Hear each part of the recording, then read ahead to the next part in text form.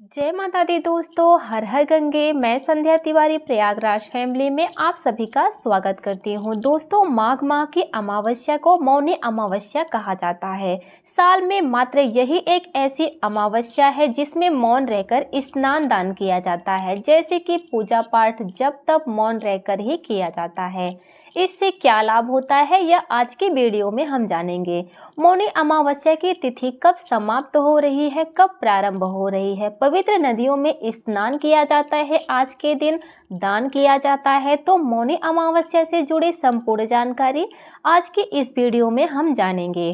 दोस्तों, माघ माह की अमावस्या को मौनी अमावस्या इसलिए कहा जाता है क्योंकि इस व्रत में मुनियों की तरह आचरण किया जाता है और मौन रहकर सभी क्रियाएं की जाती है, इसीलिए इसे मौनी अमावस्या कहा जाता है। कहा जाता है आज के दिन यदि आस्था के साथ गंगा में स्नान किया जाए तो जन्म जन्मांतर के पाप धुल जाते हैं।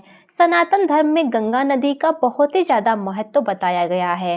मान्यता है कि मौनी अमावस्या के दिन गंगा का जल अमृतमय हो जाता है, इसलिए आज का दिन गंगा स्नान के लिए महत्वपूर्ण दिन माना जाता है।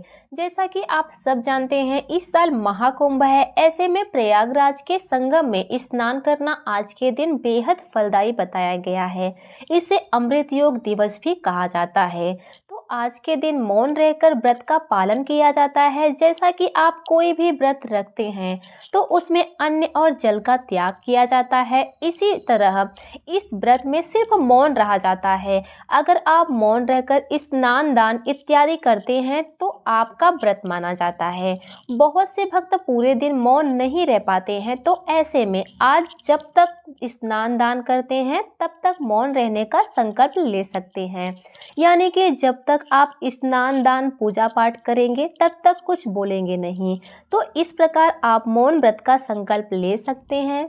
दोस्तों, शास्त्रों में वर्णन है कि मौनी अमावस्या के दिन यदि पूरे दिन उपवास रखा जाए, पूरे दिन मौन रहा जाए, तो इससे पूरे मास गंगा स्नान करने का फल प्राप्त होता है। पितृ दोष से मुक्ति मिल जाती है, शनि दोष भी दूर होते हैं। यदि किसी भी प्रकार का कुंडली दोष है तो वो भी समाप्त हो जाता है। इसके साथ ही अनंत गुना फल की प्राप्ति होती है। तो यह दिन बहुत ही महत्वपूर्ण है। तो अगर आप पूरे दिन मौन रहते हैं तो उत्तम है। अगर पूरे दिन नहीं भी रहते हैं तो स्नान दान मौन रहकर कर लीजिए और उसके बाद भगवान श्री हरि की कृपा के लिए उनसे प्रार्थना कीजिए, फिर आप मौन व्रत अपना खोल सकते हैं। मौनी अमावस्या की तिथि प्रारंभ हो रही है 28 जनवरी शाम 7:36 पर और अमावस्या तिथि का समापन होगा 29 जनवरी शाम 6:05 पर।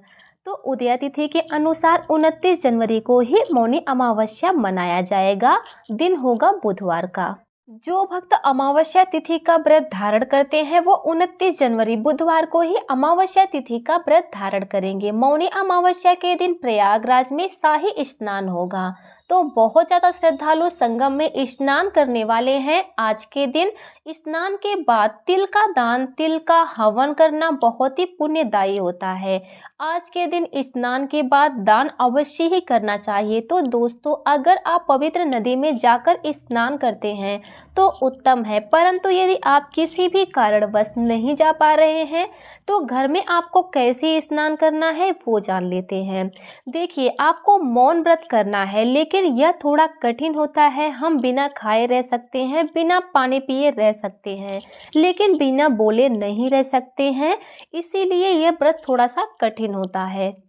लेकिन मौन व्रत से तपोबल बढ़ता है, तप में वृद्धि होती है। तो जो लोग वाणी से जुड़ा कार्य करते हैं उनके लिए तो यह वरदान है। तो अब जान लेते हैं।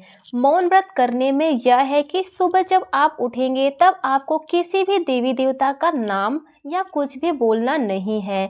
आपको जो भी बोलना है मन में ही लेना है नाम। मुंह खोल करके शब्दों को नहीं बोलना है, इस बात का ध्यान रखिएगा।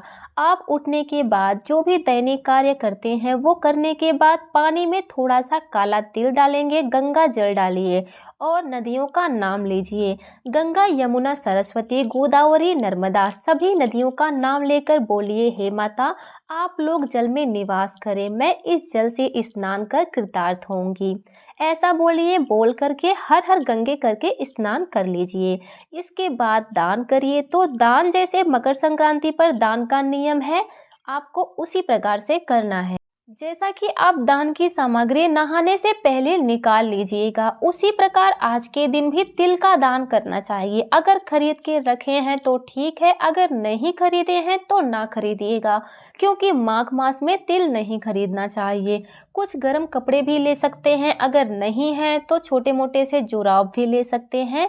अनाज का दान तो उत्तम होता है। अनाज के साथ में कुछ दक्षिणा रखकर गरीबों को दान दीजिए।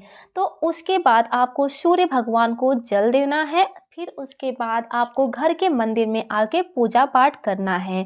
तो ये सभी क्रियाएं आपको मौन रहकर ही करना है। उसके बाद श्री हरि विष्णु से प्रार्थना करते हुए आप मौन व्रत खोल सकते हैं। आज के दिन ज़्यादा बात ना करें, किसी की निंदा ना करें, ना सुने। तो दोस्तों, ये सभी नियम है मौनी अमावस्या के। जितना संभव हो उतना आप अवश्य ही करिएगा। ऐसा करने से अनंत गुना फलों की प्राप्ति होती है। तो दोस्तों, आज के लिए बस इतना ही। मिलते हैं अगली वीडियो में। धन्यवाद। हर हर गंगे।